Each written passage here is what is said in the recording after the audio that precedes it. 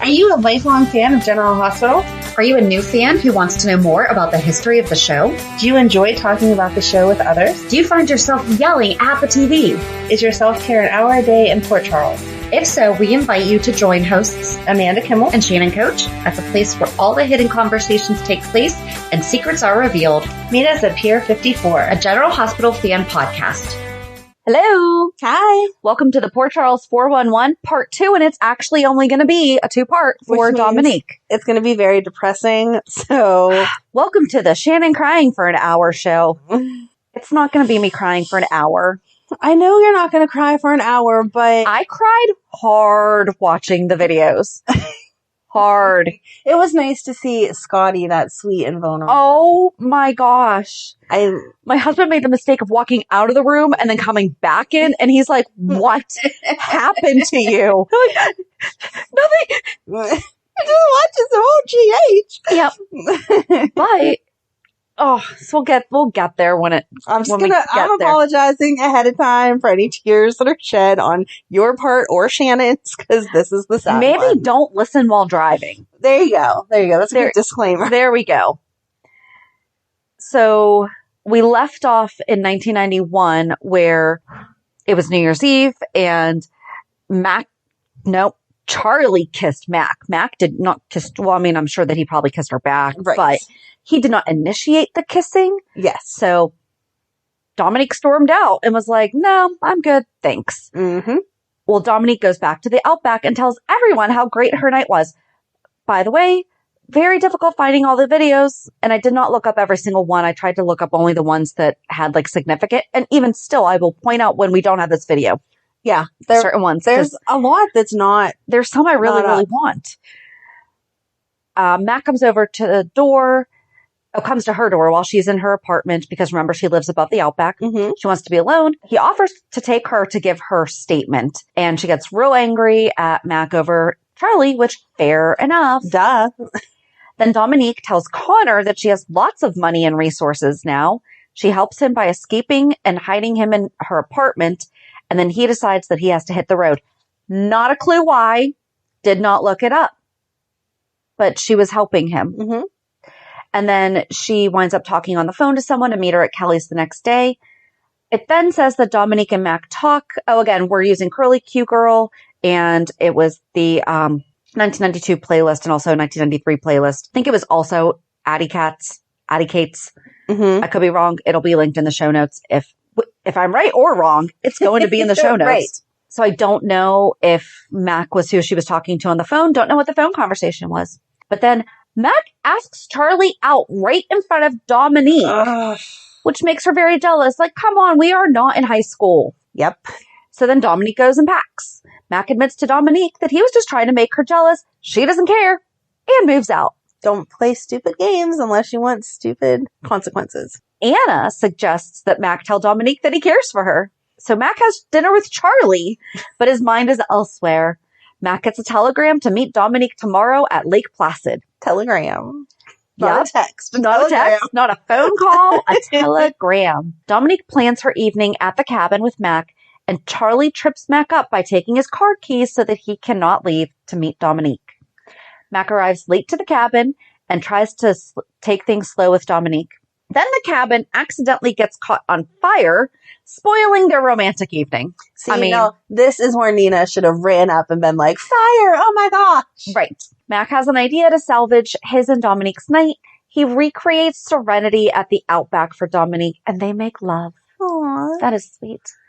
And then their romantic evening continues, and a package is delivered for her from her attorney, Dawson. I like that name. I do like that name. Then Dominique finds out that Mac's birthday is Thursday. Mac takes her to breakfast, and they decide to spend the entire day together. Her attorney wants her to go to New York City for a business meeting, and Mac wants to go with her. They arrive at her penthouse in New York City, and Dawson has important papers for her to sign. Dominique serves Mac breakfast in bed and gives him a birthday present. She then has to go to a meeting with the IRS and Justice Department because she owes back taxes. So here's my question. Do you pay taxes on illegal cartel money? I'm assuming that's where the taxes are coming from, is that her estate, like she didn't pay an inheritance tax or something? I mean, it would depend on how they wrote the money up. If they made it look legit, then yeah, you have to pay the taxes on it. If it's just like hidden in your mattress, then no one knows that it's there, so you don't pay taxes on it. Well, but then they wouldn't know that it was there to pay taxes on it. So they wouldn't know that she had back taxes. I was thinking the back taxes were on the money that she inherited correctly from him. Okay. Like legally from him, that he just didn't pay taxes. But that's what I'm just wondering. I'm like, if he was a known cartel guy, like, yeah, I mean, I guess that they do. I mean, that's what money laundering is. Okay. That was just my question. I'm like, if you work for the IRS, can you give us a call or an email and let us find out how you tax shady businesses? Right. And then while she's at her meeting, Mac meets Sabrina. It's actually Holly, and she lives in Dominique's complex. So here's the thing. We're going to get tiny bit off, but it makes sense, so I had to leave it in. Got it.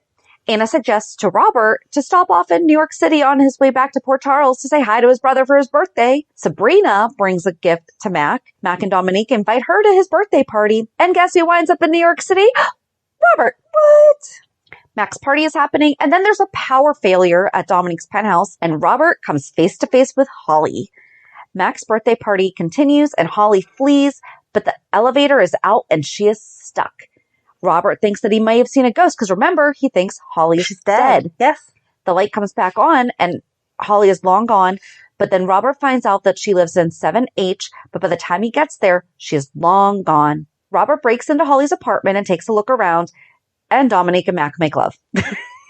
I mean, what else were they supposed to do? The party's over. Lights are out. His brother's out breaking into other people's apartments. It feels like the right time. Go for it. And then Robert explains to Mac and Dominique who Holly is, that they are still married, and then he goes back to Port Charles. Mac questions the doorman about Holly and learns that she has a friend named Barry that comes around and that he frequents the Staten Arms Hotel. Mac finds Barry at the hotel and gets his room number. Dominique meets Barry, and she makes plans to have dinner with him tomorrow. Barry tells Holly that he recognized Dominique from her description and used a bogus last name when she asked. Holly tells Barry that she thinks Mac is related to Robert, and Barry tells Holly that their mission is still Dominique. At this time, Mac still had the bad accent. Dominique plans to meet with Barry for dinner while Mac searches his hotel suite. And while Barry is with Dominique, Holly will be searching Dominique's place. Mac wants Dominique to be careful on her date with Barry. Barry has dinner with Dominique. Holly decides to go back to London. Mac breaks into Barry's suite and learns someone is looking into flight times. Holly tells a sob story and gets a stranger to buy her a ticket to London. Mac arrives at the airport just as Holly is getting ready to board. Isn't that crazy? Like, she's just crying at the airport and someone's like, here, I'll buy you a ticket to London. Sure. With like IDs. I'm going to go to the airport and cry. With like IDs that don't match the names that she's giving. But sure, you could just buy a ticket back then. It's no big deal. Dominique takes Barry back to her apartment and he snoops around. Holly learns that Mac is Robert's brother. Robert tells Sean and Tiffany that he saw Holly in New York City. Mac convinces Holly to stay and he brings her back to Dominique's. Holly agrees to talk with Robert and they plan to meet in New York City. As part of his plan, Barry invites Dominique to a stamp auction. Holly tells Mac her history with Robert. Dominique outsmarts Barry at the stamp auction. She is quite knowledgeable about the stamps. Mac tells Holly about the plane crash that killed his parents, which caused his and Robert's estrangement. Robert tells Holly how her quote-unquote death destroyed him. Barry asks to see Dominique's collection and takes a look at the stamps. Clive insists Holly stay on the case as the Sphinx stamp belongs to their family. After looking at all of Dominique's late husband's stamps, Barry does not see the Sphinx stamp. Dominique tells Mac that she will return to Port Charles in a day or two, as she promised Barry he could look again at her stamps. That sounds dirty somehow. Barry wants Holly to distract Dominique so he can have a look around her place. She takes Dominique out shopping, but Barry still comes up with nothing on the stamp. Barry offers to catalog Dominique's collection while she is in Port Charles. I think she's smart enough to tell him no. So Dominique has second thoughts on returning to Port Charles as she will be a distraction to Mac. Holly convinces her to go back to Port Charles, and Dominique packs some of her favorite treasures to take back to PC and says goodbye to Barry and Holly. Holly and Barry come up empty after searching Dominique's apartment for the stamp. While While Dominique is away, Lucy has been talking to Edward about investing in her perfume. Dominique gives Scott and Lucy an idea for their perfume venture. Scott and Lucy want Connor to create a magical image for deception. Musical image. Because remember, that was, we were talking about like the theme song or whatever. Yes. So we also read that part with deception, but I just thought it was interesting to leave in because of the timeline of everything. Yes. Yeah, because that's whenever she was living above Kelly's with like nothing and made the scent. Yeah, so like while they were away, Lucy is developing, just playing with some flowers and playing with some flowers in my room above Kelly's. Yep. So Mac and Dominique visit Robin. Mac intercepts a message for Robert to meet at room 780 in the Port Charles Hotel if he wants to find Anna. Robert finds out the test on the audio tapes. I don't know what it means. Okay. But Robert finds out the tests on the audio tapes are inconclusive. Faison sets up his associate to go to room 780. Holly meets with who she thinks is a stamp buyer, Martin Petrie, which is actually Faison. But I feel like your husband should be here to help us with this. She tells him he is out of the search for the stamp if it involves going to Port Charles. Max searches room 780. Dominique distracts Harry Shaw, Faison's setup. Holly searches Petrie's room and finds a letter to Faison from a Sybil, Nanny McTavish. Mac takes Harry into custody and Holly agrees to go to Port Charles. So then Holly arrives in Port Charles and shows up at Robert's house. And this is where we picked up with when we were doing Holly. Yes. She reveals that she was working on a scam for her family in New York City. She's after the Sphinx stamp that Dominique's husband stole from her family. And Dominique proves that she has no culinary whiz in the kitchen. And that's when she was trying to make him dinner and had no idea how to do all of it. It was so cute.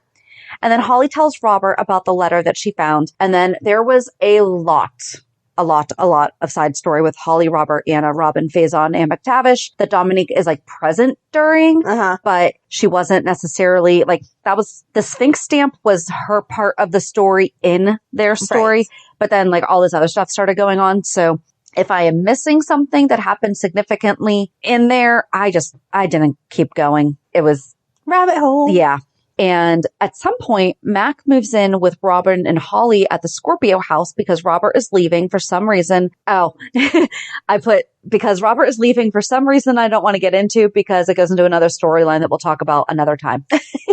And I actually forget what that other storyline is. I think it might have been has something to do with Faison. I think I would say that with 90% certainty it was. Mm-hmm. So then on March 2nd, Dominique is a bit jealous of Mac and Holly's living arrangements. And he finds that there is a microchip embedded in Dominique's Sphinx box. Mac asks Connor to take a look at the microchip. Apparently he's a musician and a tech whiz. Wow. Mac has to find a way to access the microchip.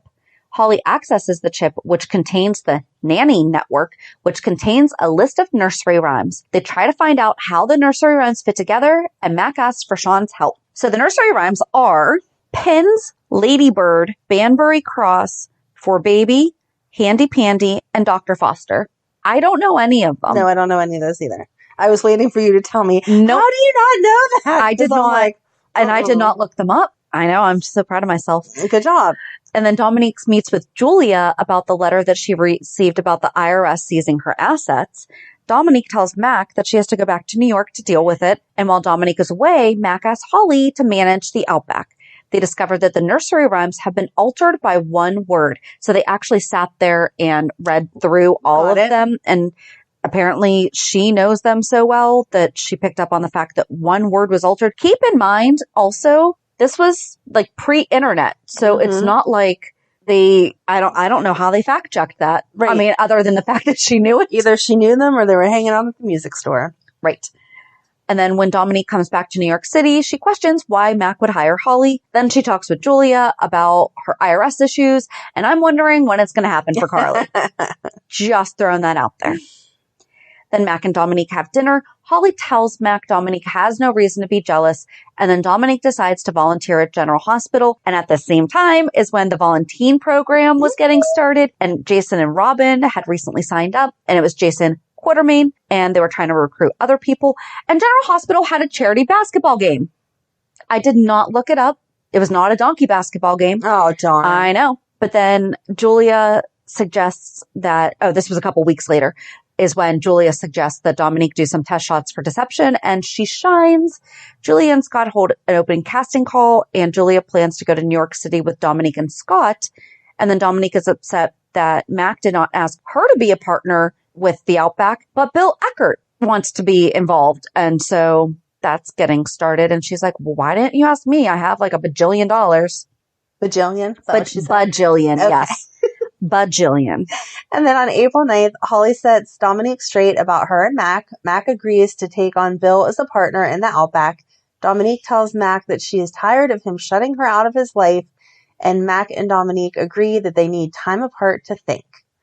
Then Scott, Dominique, and Julia arrive at Dominique's penthouse in New York City. Scott and Julia meet Barry when he stops by to take Dominique out to dinner. Julia thinks that Barry is very enamored with Dominique. Mm-hmm. Dominique gets an attack of the nerves for the photo shoot for Deception. She does a great job at the shoot.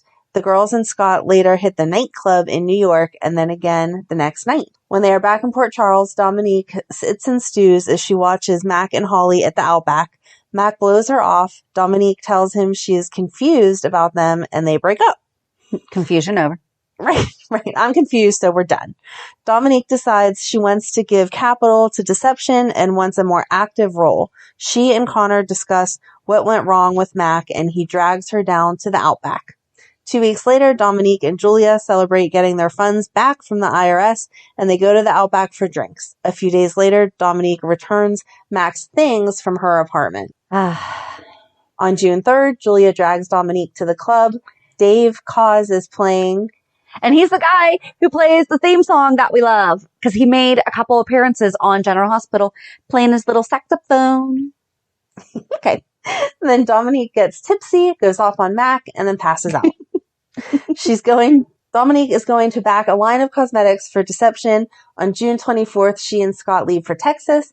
They get wild and crazy at the bar. Scott gets in a bar fight and he tries to drag a very drunk Dominique out, and they are later arrested. Their bail is denied. Scott calls Julia to bail them out but can't reach her.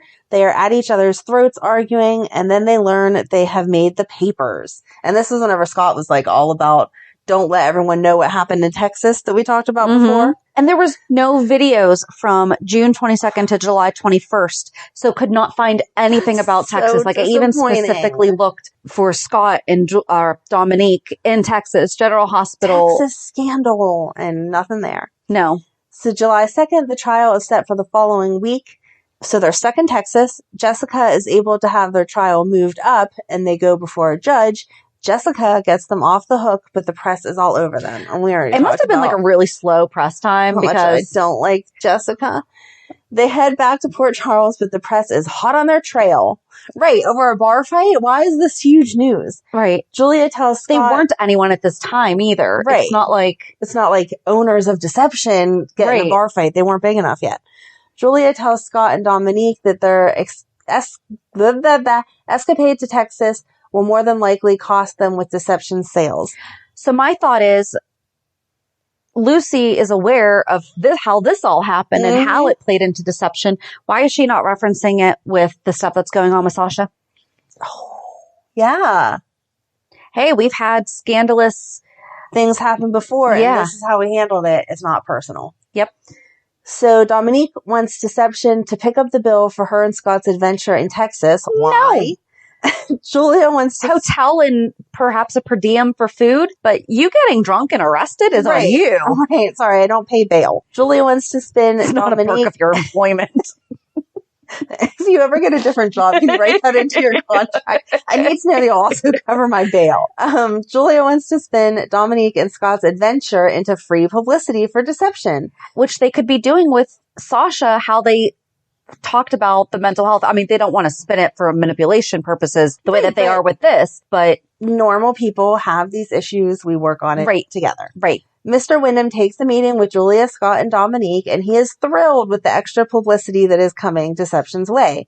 The home show with Gary Collins calls to book Julia, Scott, and Dominique as guests. That was such a fun video. It really was. Get to watch that one. Will Shiner takes Dominique to dinner at the Grill. Julia, Scott, and Dominique arrive in LA. They try and get into a trendy restaurant. Scott stalks John Stamos. Scott, Julia, and Dominique are interviewed on the home show. And the end of July, Mac was in Texas looking into the broken top stuff with the whole Felicia Ryan stuff. Yeah, so I started really to try do, to keep together. Right. Yeah. So, but they had just broken up, and then 2 weeks later. Well, it wasn't 2 weeks later, but I mean, I didn't realize how quickly. Yeah, he got over her quick.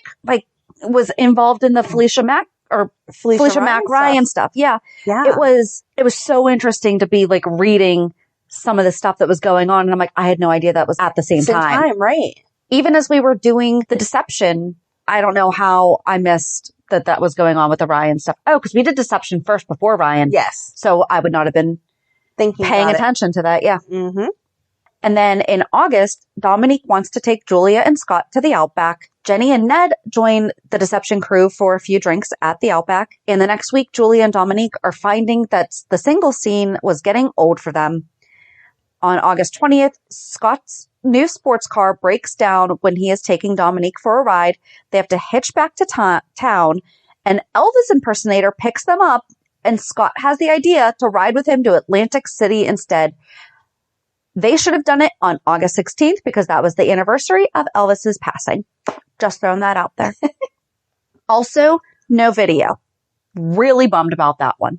So then Scott and Dominique call Julia from Atlantic City and they talk about their past relationships with Lucy and Mac, and Scott ends up kissing her. Somehow, I don't know how, they wind up in Vegas checking into a hotel on August 27th. That is not nearby. No, we are on different sides of the country. On September 1st, they wake up in bed to discover that they are married together. They were sleeping in the same bed together and discover that they are married. Scott and Dominique get a videotape of their wedding, which they watch. They then take a chartered plane back to Port Charles. I'm assuming that's how they got there, but okay. And then during the flight, they argue and agree that a divorce is the only answer when they get back. Dominique and Scott show up at the Outback where Scott blows off Jessica. They also start to rethink the divorce. Scott tells Dominique that they should stay married, and he lays out all the options to her for them to get a divorce. They agree to use the time it will take to get a divorce, and it was about 6 months, to get to know each other. And then she shows him the new upcoming line of lingerie. So they're really getting to know each other. Wow. Over the next few weeks, they keep their marriage a secret from everyone, especially Julia, because, business partner, they accidentally got married. Dominique later tells an upset Connor that she and Scott are married. So I have a feeling that Connor may have been like, I love you. And she's like, oh, sorry. I accidentally married this guy instead. And she tries apologizing to him. Scott breaks things off with Jessica, telling her that he is married to Dominique. So they are not doing a good job at keeping the secret. No. Scott thinks that Dominique is jealous when she saw him with Jessica, and Dominique wants to see what happens with Scott over the next 6 months while they wait for a divorce. Connor then lets it slip to Mac that Scott and Dominique are married, and then they do tell Julia. They also finally admit to each other that they find each other attractive. I mean, I feel like you wouldn't be showing off the Deception lingerie if you weren't a little attracted, but okay. Yeah. Well, she did show it off on national television she did. First, so yeah. On September 16th, Scott gave Dominique a porcelain flower as a present. That video was really sweet. He gives it to her, and then he starts talking again about the divorce. And then, it was within seconds. He's like, oh, here's a beautiful gift. And she's like, Scott, this is beautiful, blah, blah, blah. He's like, yeah, so divorce. And then he leaves her, but she's looking down at the flower or doing something else, and he's peering in. They're at that first table by the window at Kelly's, and he's peering in watching her. So you're like, oh. And then on September 21st, they agreed to watch Kelly's for Ruby so that she can go to General Hospital. I did not look up what happened to Ruby, why she had to go to GH. Scott is not happy when a customer hits on Dominique, and she tells Scott that she wants to cook dinner for him. A few days later, Connor apologizes for being a jerk. Scott tells Jessica that he and Dominique are getting divorced, but then Dominique finally cooks Scott dinner in his apartment, and they get to know each other. The next day, Jessica asks Scott to lunch right in front of Dominique. He says yes, and Dominique goes and busts in on their lunch. Good for her. Again, could not get these videos, though. If you have these videos. I'm wondering if Ruby going to the hospital is whenever Jagger and them broke into the...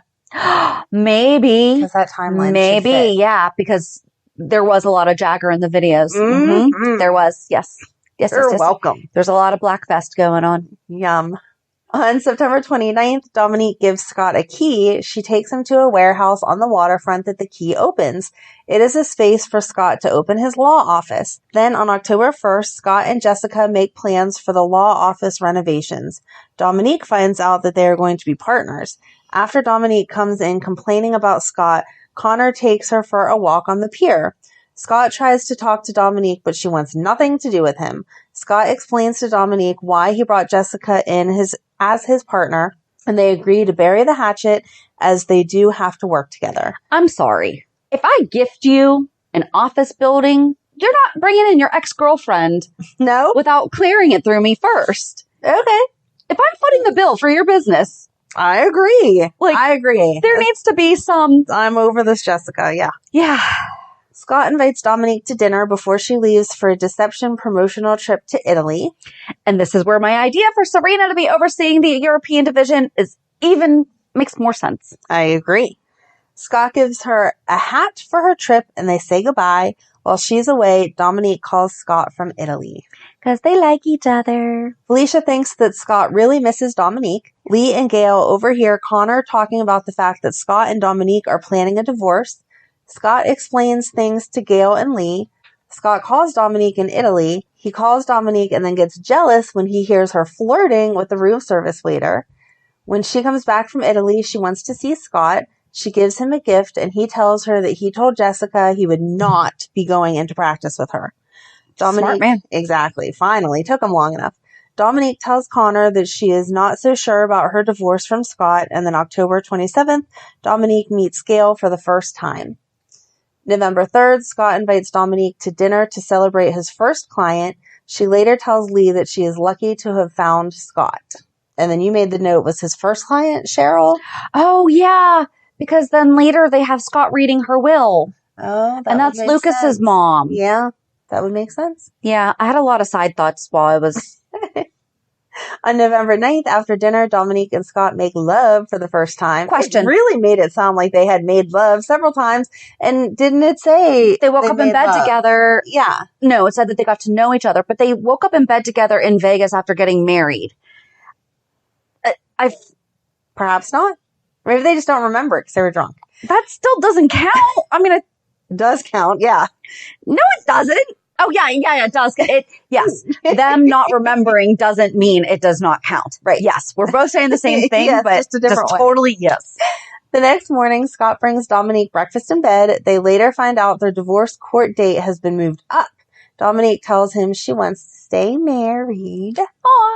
November 18th, Scott and Dominique give each other presents for their 79th day anniversary, but they later end up in a fight. The day before the hearing, they are still having a hard time deciding about their divorce. After the hearing, the judge denies Scott and Dominique's petition for divorce. Dominique and Scott agree to make a go of their marriage, and they agree to live at Scott's apartment. I forgot to make a note to look for this video to find out why. I didn't see the video, but it says in the scrapbook. I forgot mine. Yeah. Why don't we have the scrapbook? Shoot. Yep. Mine's on my dining room table because I forgot to throw it back in my car. Look through it. And if there's anything we're missing, we'll do like a little. That's fine.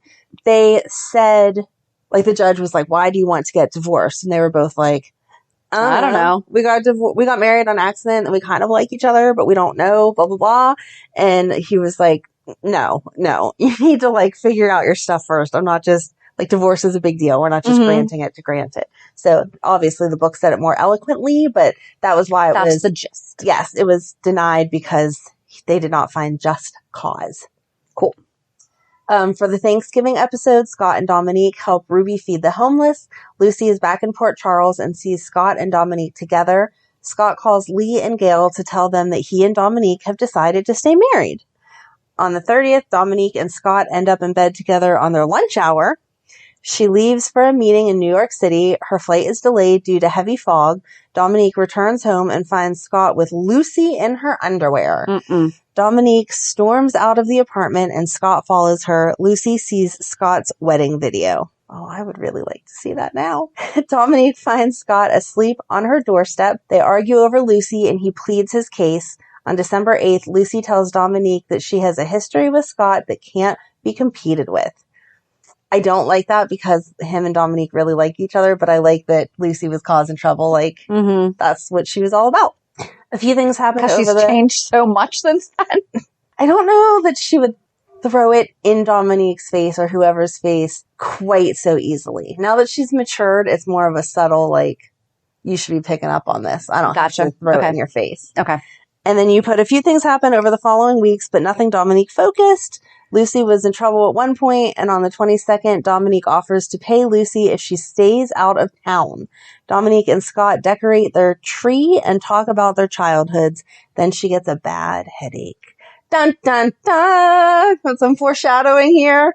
Oh, we should have done this the other way where you read all of that and I finished off the end because now there may be tears. Yeah. For New Year's Eve, Julia tells Ned an anonymous party has rented out the grill to throw a party. They are both invited. Scott and Dominique get an invitation as well. Scott tells Dominique that she should see a doctor about her tiredness and headaches. On January 4th, Dominique gets a dizzy spell. Now we're into 1993, and Dominique goes to the doctors and tells Tony that she has been having headaches and dizziness. Lucy realizes her charms will not work on Scott. Dominique later has a dizzy spell while making love to Scott. A few days later, Dominique meets with Tony about her severe headaches, and he wants to run a CAT scan. Tony tells Dominique that she has a spot on her brain that only an MRI will determine if she has a tumor. Dominique does not tell Scott about her tests. Willow, yeah. Episode ends with Scott and Dominique, like a montage of them. Mm-hmm. When Lucy sees Dominique at GH, she thinks that Dominique is pregnant, but she's there for her MRI. Tony tells Dominique that she has a brain tumor and it's inoperable and that she has 6 months or less to live. On January 25th, Dominique faints after an argument with Lucy at the spa. Dominique arrives at General Hospital and Lucy finds out that she has a brain tumor. Dominique swears her to secrecy, and she is not, and basically telling her that she hasn't even told Scott yet. Tony tells Dominique that her episodes will become more frequent, and she has some decisions to make. Scott wants to renew his vows to Dominique on Valentine's Day. Dominique has a follow-up checkup with Tony, and he pushes her to tell Scott the truth. Lucy realizes just how much Scott loves Dominique. Lucy visits her to see if there's anything that she can do for her, and Lucy lies when Scott wants to know why she is at his apartment. Scott then takes Dominique to an old church where he wants to renew their vows. The next day, she tells Scott that she's dying. Quiet.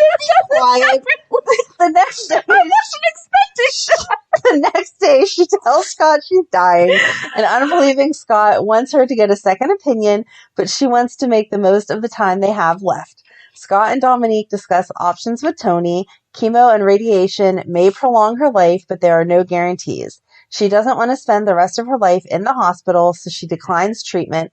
Bobby learns about Dominique's brain tumor. February 5th, Scott tells Sean he will have to drop Felicia's case because of Dominique. Dominique does not want Scott to drop his case because of her. See, and I don't think we knew that that's why Scott dropped the case. No. Mm-mm. Scott wants to still renew their vows. Dominique tells Julia she is dying. She asks Julia to be her maid of honor for the vow renewal, and Dominique wants Scott to cut Lucy some slack. And that was because Dominique and Lucy really had become friends at that point because of her keeping her secrets and stuff. You okay? I think I am, yes. You just tell Scott, me. I will. Take over. Scott and Dominique meet Gail and Lee at the Outback for dinner. Lee and Gail tell them that they're going to move back to Port Charles, and then they learn about Dominique's prognosis. Dominique tells Mac about the tumor, and she and Scott enjoy a private dance at the Outback. On February 12th, Scott and Dominique's friends help them make last-minute wedding plans. Julia and Gail help Dominique get ready, and then she gets dizzy but does not want to take her medication because it makes her groggy. Lucy then helps Dominique as she faints again right before she is about to walk down the aisle. She gets Dominique her pills, and they are able to renew their vows and have a reception at the Outback. Lucy volunteers to help Scott find somewhere special for him and Dominique to take a trip. And this was on February 19th. So they had actually already booked a hotel or a cabin or something. And Scott, that's actually where I got the pricing for Kelly's items, is because Scott's on a payphone at Kelly's talking to confirm his reservation. And I guess they're saying we're overbooked or something like that. And he's like, what do you mean? Well, do you have anything else? And they're not working with him. He's like, we can't. He's like, it has to be now. Right. So then Lucy overhears him and she goes and sees Tracy and talks to her about renting the Quartermain's cabin for Scott and Dominique. And then Dominique does tell Tony that her headaches are getting worse. Lucy tells Scott about the Quartermain's cabin. Scott runs out of gas on the way to the cabin, but a horse and sleigh rescue them. Very realistic. Scott makes breakfast for Dominique at the cabin. She later has a dizzy spell and passes out. Scott finds her unconscious and he helps her with her pills, but he has to get her to the hospital. Tony admits Dominique to GH and he suggests that Dominique get a living will, as do I. For all of you out there, get a will, get a living will, write your advance directives. Make sure that all your loved ones know what you want them to do. PSA over. On March 1st, Dominique talks to Scott, and that includes you because I know that you don't have one. When I die, I'm not in charge of this. I'm going to put it out there. You have to have it in writing. I feel like Not a recording that a million people can hear is I'm going to forget which episode this is on. Okay, when I die, can someone please email Shannon and tell her Do you think I'm going to release a podcast episode saying, hey guys, Amanda died? Well, yeah, because they're going to want to know where I am. You're going to have to be like, filling in this week and for the rest of my life is so-and-so because Amanda's dead. Oh my gosh, what part of you thinks I'm still going to do this? You at least have to do one more to tell them that I'm dead. Anyway, so can you send Shannon an email to remind her what episode I discussed this? I don't care. No, that's not true. If the kids are still little, like if Madeline's little, if it happened tomorrow, then I want a normal funeral and to be buried in What's a normal? Everyone has a different... Like a viewing, a one-day viewing, and then throw me in the ground so that she has like somewhere to go and whatever. And then I want like a huge party that everyone just has an awesome time at. No crying. I can do that. Upset. Well, I will cry, but I can do that. And you know that because you've seen that I can do that. Yes. Exactly. And if the kids are like older, then you can still do the viewing so everybody can be like, bye, see ya. But then you can just cremate me and like, I don't know, throw my ashes over a casino or something and then have a big party. I just do a night at the races. Oh my God. Do a night at the races to celebrate Amanda's life. I can do that. I will do that. So there. Now the whole world knows. You still have to get it in writing. My peeps here are going to back me up. Okay. Will you guys help me throw a night at the races? Thanks. There you go. There you go. On March 1st, Dominique, by the way, I want a green funeral or I just want a green burial. I really don't care because I'm not there anyway. So. Right. No, I don't care because I also feel like when you die, your soul goes up to heaven. That's that. So my only reason for wanting a burial space is because I feel like the kids need somewhere. Like some people really get attached to the gravesite and need somewhere to go visit. Yeah. So I would want the kids okay with to being have cremated. For whatever. That. Like I have my Grammy and Papa, they're upstairs. Yeah. Mm-hmm. Yeah. I don't really care like as far as. Unless I do something significant in my life that like people are going to need to know or want to see me in 100 years. You don't think that we should have adjoining applause for we us? We should. Okay. There we go. So Amanda and I are going to have side by side cremated and it'll say, we'll meet you at the pier. There you go. That's time. We should dump our ashes at your Okay. Boom. All right. Back to poor Dominique. Yeah. She didn't have all these options. We needed this break for me to not cry anymore. So she talks to Scott about drawing up her new will, and Scott has a hard time even talking about it. Mm-hmm. But he agrees that they need to get her life in order. And then at a party for Lucas, Dominique sees how good Scott is with him. He is still refusing to draw up her will, and they need somebody impartial. He suggests that Lee help with the will. Dominique tells Scott that Tony is certain that she has less time than she was originally told, and Scott asks Rhonda to do some research for just different options when it comes to Dominique's care. So then Dominique wants to have a dinner party at the apartment, and Rhonda asks Karen to do some research for Scott on Dominique's case. Ooh, did he know that Karen was his daughter at this time? Mm. Okay, that's interesting. Scott is knee-deep in medical books doing research on Dominique's condition. That's the same thing as having multiple tabs open for those of you that don't know what research and being knee-deep in medical searches. Imagine having 20 tabs open. Here you go. At Dominique's dinner party, Tom announces that he's taking a position on a medical relief team going to Somalia, leaving in the morning. Wow. Thanks for all that notice. And thanks for stealing her thunder. Right. Dying woman throwing a dinner party. Make your announcement there. That's like proposing at a wedding. Right. Don't do that. Lucy joins Dominique's dinner party and they all play charades. Scott asks Paul to take care of Dominique's will. He is also planning a surprise for Dominique with Lucky's help. I would assume that was supposed to say Lucy's help. Yeah. Yes, with Lucy's help. I'm sorry. Okay. I typed incorrectly. That's okay. Tiffany helps them book singer Gary Morris to sing for Dominique, and Scott takes Dominique ice skating and Gary Morris serenades for them. So could not find this video either. But in 1992, according to, this would be 1993. In 1992, he had a single, Love Hurts. But this would have been 1993.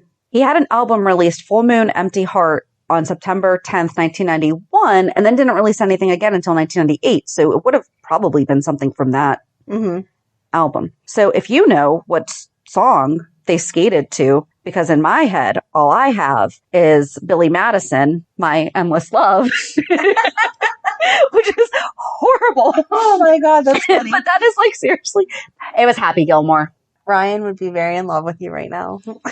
It was Happy Gilmore. All right. Yes. So then the next week, Dominique tells Scott if she goes into a coma, he will be the one who has to let her go. That's something else you need to really consider. You need someone who's actually going to do it. Like, I have a friend who I know would let me die if they had to. But she and I have already had that conversation. So she's also a vet tech, so I feel like she can just make that decision. Right.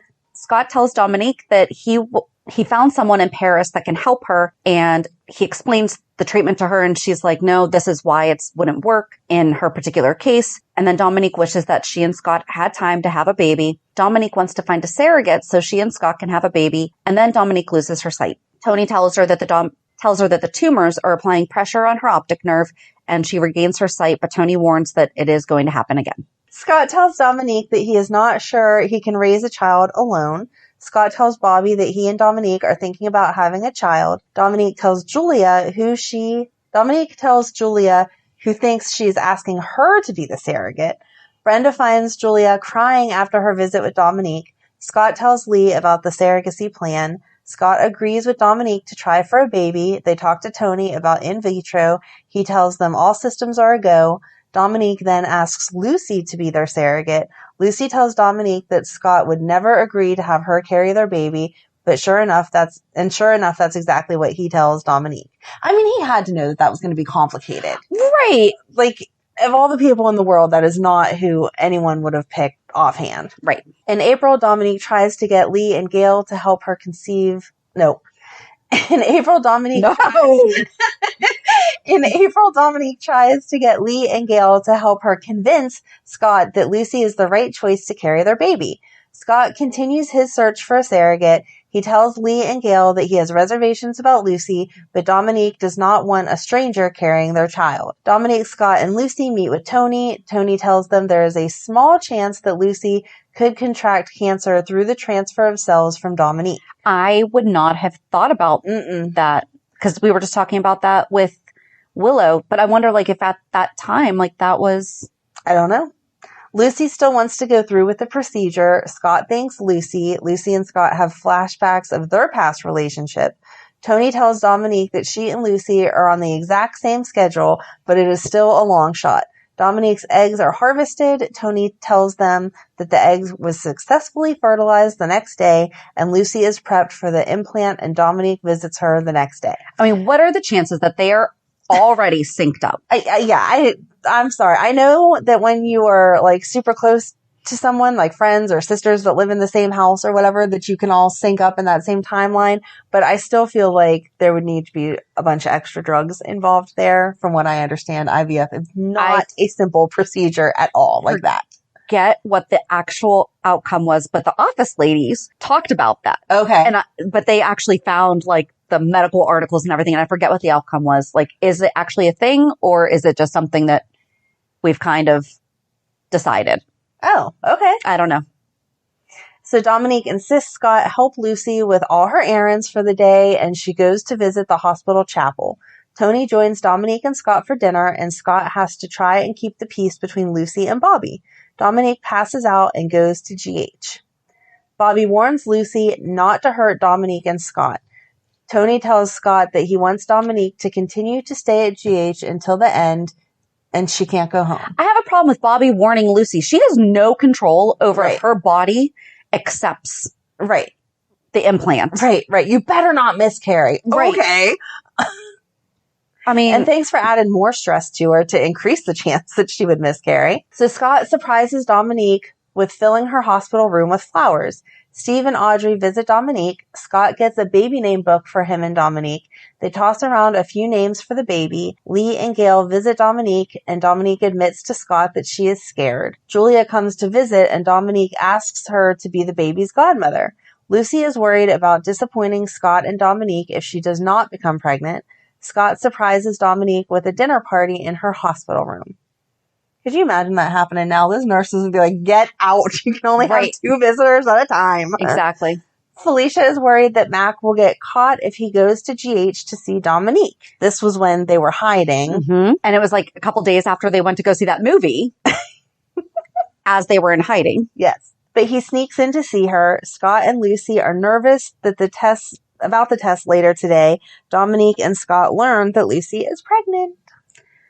And then Dominique wants Tony to allow her to go home. He suspects that Dominique's joy over Lucy being pregnant is masking her symptoms, but still allows her to go home. Lucy has dinner with Dominique and Scott. Dominique tells Scott and Julia that they need to look for a new deception model. And Sly visits Scott and Dominique. Lee and Gail learn from Scott that Lucy is pregnant. Dominique writes Scott a letter to read after she's gone. Dominique wants Scott to leave the apartment for a few hours so that she can plan a surprise for him, and Lucy helps her. Scott arrives home to find a Paris-inspired dinner that Dominique has put together. After her doctor's appointment, Lucy wants Tony's opinion on whether she can carry the baby full term since she had previously miscarried. Dominique gives Scott a photo album of their baby pictures. Dominique goes to visit Felicia in the attic.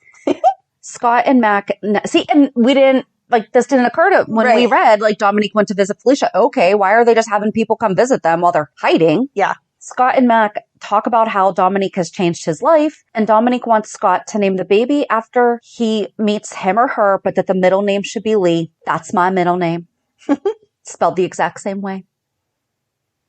Dominique starts hiding her dizzy spells from Scott, and she asks Lucy to give Scott a poem that she wrote for him. She also has written letters to the baby for special occasions. Lucy suggests that she make a video for the baby, and Dominique tapes a message for her baby. Later, she has another spell, and Lucy insists on staying with her until Scott returns. I highly recommend just going and watching this playlist. Yes. I'm not going to do it because right now I'm not crying. Right.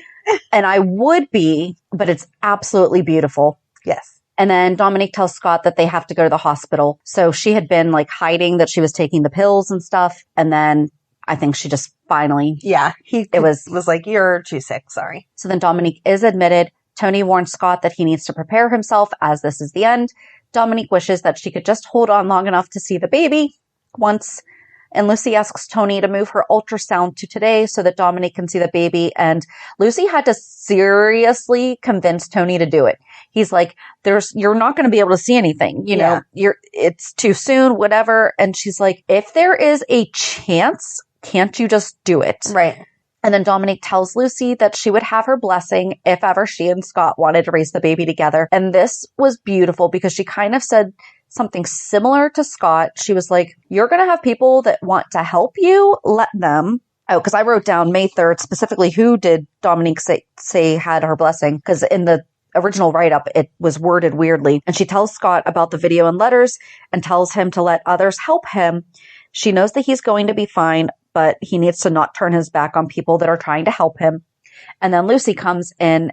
Oh, and that was the thing. Lucy overheard them talking and she was like, I just want to see the baby once. So they had no idea that she overheard that. Mm-hmm. Then she went to Tony and then they went and did the ultrasound and everything. And it was beautiful. Then Lucy had some one-on-one time with Dominique and she was like, I can't thank you enough for everything that you're doing, and Scott loves you. And Lucy's like, I don't think so. And she's like, he does. Just, I know this. Right. And if you guys should find yourselves, she said something about raising the baby as a family. And Lucy said, what are you talking about? And she's like, if you're able to, and Scott like, you guys come to this agreement, know that you have my blessing to raise my daughter with my husband. Yeah. And to get married. So then Dominique and Scott tell Lee and Gail that they want the baby's middle name to be Lee and asks Gail to finish the sweater she was knitting for the baby. Dominique gets to see the baby through the ultrasound, and on the next day's episode, she fell unconscious. Dominique and Julia say goodbye.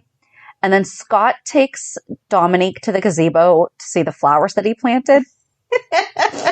So he was like, it was beautiful. He got all her favorite flowers and was planting them in the snow, and Lucy was helping. And he's like, I have to finish this. I have to finish this. We need to get lilacs. We need to get gardenias, you know, all these, her favorite flowers. And Lucy's like, I can finish this. He's like, no, I need to do this for her. And she's like, no, I can do this. You need to go spend the time with her. So then he goes to the bedroom, or he goes to the hospital room and picks her up and takes her over to the window and is like, can you see everything? And she's like, I can't. So then he takes her down to the garden, and like, they sit in the gazebo for a little bit and they talk, and then he gets the blanket. Oh, it was so cute too, because he was trying to open up the door and he just couldn't get it. And then one of the nurses was coming in and she's like, Scott, what? You can't do that. And he's like, bye. Yes. He's like, yeah, I can. This is happening. So then he covers her in the blanket and they're just, you know, cuddled in the snow. And the last thing that she said to him, okay. He told her that he'll plant new flowers every year with the baby, and they'll call it Dominique's Little Garden. Why don't they have this? And then she tells Scott to let Lucy help him and let her be a part of the baby's life. And she makes him promise to never stop loving. And he promised to never stop loving her. And she's like, that's great. But she would be glad if he met someone else that makes him happy and that could be loved by him. And then the last thing she says, she loves him. Oh my god, I'm crying because I'm laughing at you. And you're crying because you're crying. Oh dear. And then Lucy oversees, I guess Tony and Bobby came down to the garden. And see, you know, here's the thing. I don't like how General Hospital fandom wrote this up, because it's very quick. Shut up. It was a beautiful scene. You should watch it. I watched it. I did not cry, but I watched it, and it was very beautiful. I watched it like 3 times. Taking him every single out to the garden, and he was like, "Are you cold? Do you need me to wrap you up?" And she was like, "No, I just love to touch the snow and the flowers." Yeah, and it was a whole beautiful moment. So here's how fandom writes it up, though. Dominique wants to give Scotty a child before she dies, and it becomes possible when Lucy agreed to become a surrogate. Lucy is successfully carried Dominique's fertilized egg, and Dominique lived to hear the heartbeat of the child. No, yes. she saw like the ultrasound. Okay. So like they had the ultrasound thing up. I think I was crying too much. I don't remember if I don't think they actually saw it, but she at least got to see. Oh, and Lucy was like, I wish that you would be able to feel the baby and everything. But then it says, but sadly did not live long enough to see the baby be born. After hearing the baby's heartbeat, Dominique died in Scott's arms. No. On a beautiful fall day. On a beautiful fall day. Trees. No. It was winter. There was snow. Actually, it was May. It must have been a late. Not common. Because I was thinking about that when he was talking about the lilacs. Because I'm like, lilacs don't bloom in snow, but I know that they bloom around the time of my son's birthday, which is at the end of April, because I was given them in the hospital because they are my favorite. It actually snowed the day that I brought him home, even though it had been 80 degrees like 2 weeks beforehand. Mm-hmm. Welcome to the Northeast. But yeah, so it was not a fall day, and it was not like right after hearing the heartbeat. So if you're going to fandom, now I'm questioning like so many of these things that we've done. Because I'm like, we've relied heavily on this. So then, Bobby and Tony find Scott and Dominique in the park, in the hospital, and then Lucy overhears like Scott talking and stuff and just leaves. The hospital gets word that Dominique is gone, and Scott brings her back into the hospital. Scott returns home and is flooded with memories, and Lucy finds him going through Dominique's clothes to find one for her to wear for the funeral. Pick that out also. That was a hard scene. Everything she picked up, she was like, this is nice. No, you're right. It's not nice enough. Yeah. Pick out your own outfit too. On May 7th, poor Charles says goodbye to Dominique, and Lucy gives Scott the poem. Guess what? I forgot to look up what the poem was. Lucy tells Scott that she thinks that he should have a memorial service for Dominique as the people need a chance to say goodbye. And Julia takes down Dominique's photos from Deception Spot. I have a problem with that. Yeah. Too soon. Yeah. Scott thanks Lucy for talking him into a memorial for Dominique, and he gives a speech. Lucy helps Scott pack up Dominique's things and asks if she can move into her old apartment. Felicia has to hide when Lucy comes up into the attic and stashes some boxes from Scott's apartment, and Lucy faints when she sees Felicia. See, this information we did not have Right. when we were talking about Ryan. Scott and Bobby have to trust Lucy to keep her mouth shut about seeing Felicia. And then on May 20th, Scott tells Lucy that he is not going to the will reading. He's at Kelly's, he's eating, and he has fries, and she goes to grab one, and he's like, you cannot eat that while you are pregnant. It is a French fry. Right. She'll be okay. Yeah, but he gives her like a lot of, Right. Take care of yourself. isn't that going to do this, that, and the other thing? So here is Dominique's will. Paul was the executor. Mm-hmm. She left season tickets to the Buffalo Bills to Sly. Scott said that he loved football just as much as he does, and she hopes that he'll take Scott to some of the games, but don't let him, Scott, eat too much junk food. To Julia Barrett, her home in the Bahamas, she needs to go at least once every 6 months. Why? Because I never want you to forget that there is life outside the boardroom. I need a friend like that. Mm-hmm. And then she wants to establish a scholarship fund in the amount of $1 million for the doctors and nurses who train at General Hospital. Aw. Why aren't we referencing this? The fund will be named for Bobby and Tony Jones, two of the most tireless and dedicated professionals I've ever had the pleasure of knowing and loving. And it's not conditional, but she asks that they administer the funds because they instinctively understand other people's needs so well. She then leaves $10 million to the hospital with Dr. Steve Hardy as her personal representative to finish the pediatric AIDS wing, and anything remaining going to research. Okay. To Lucy Coe, in consideration of the product that she helped create. How very considerate of you. 10% ownership of Deception, with the provision that if she wants to sell, she gives Scott and Julia first right of refusal, and also eternal thanks for extraordinary friendship and extraordinary circumstances. Lee and Gail Baldwin got her penthouse in New York City, and thank you for embracing her into the family, the only real one she's known, and asks that they enjoy the view and treasure their time together. And the remainder of the estate and trust for her unborn child and beloved husband, Scott. There is a list of property and assets, approximate worth exceeding $100 million. Nice. If that word, unborn child, is actually in her will, Right, then Cody would not have gotten anything anyway. Mm-mm. On that one little teeny tiny technicality. Right. And Paul was sitting there reading it. I mean, I typed out pretty much verbatim what he said. Right. So there's a Sorry, chance. Cody. Yeah. And it's so sweet because afterwards, Sly asks Scott if he'll go to a game with him. And he's like, I'll let you eat the popcorn. It's the chili dogs that you have to look out for. Aww. And I mean, he tries, but Scott's like, yeah, sure, I'll go. You know, but he's just like numb. Right. The memorial was pretty. They all put a flower on her Mhm. casket and said something nice about her. Yeah. And then in June, Jason helps Lucy move out of Kelly's and into Dominique's old apartment.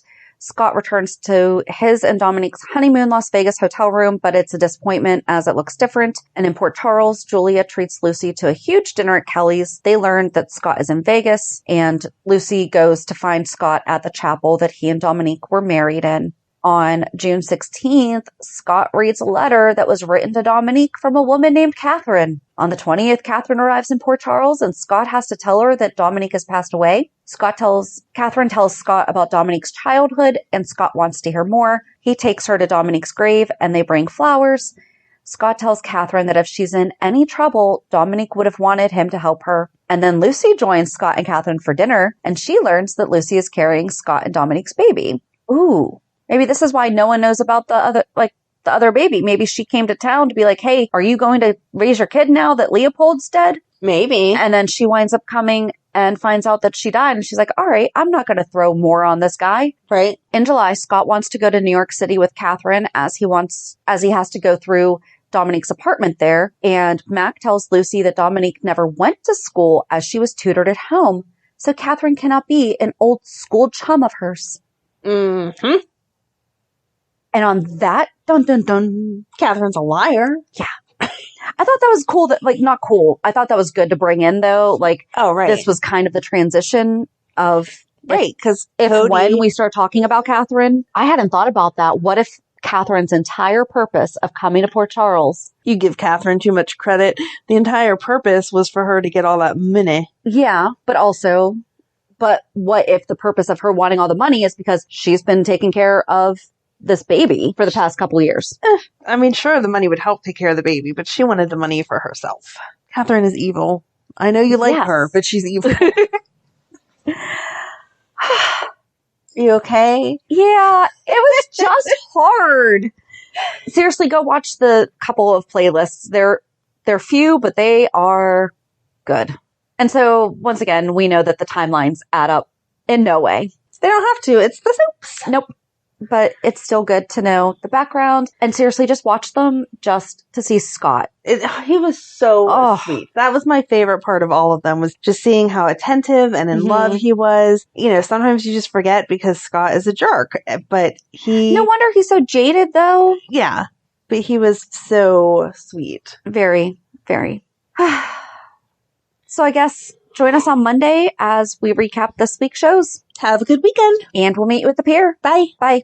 If you enjoyed today's show, we invite you to go to pier54podcast.com to subscribe on your favorite platforms. Don't forget to leave us a review. And you can also follow us on many social media channels. Just search for Pier54 Podcast. Also, we are not perfect, so if there is something that we missed or messed up, just let us know by emailing us at pier54podcast@gmail.com.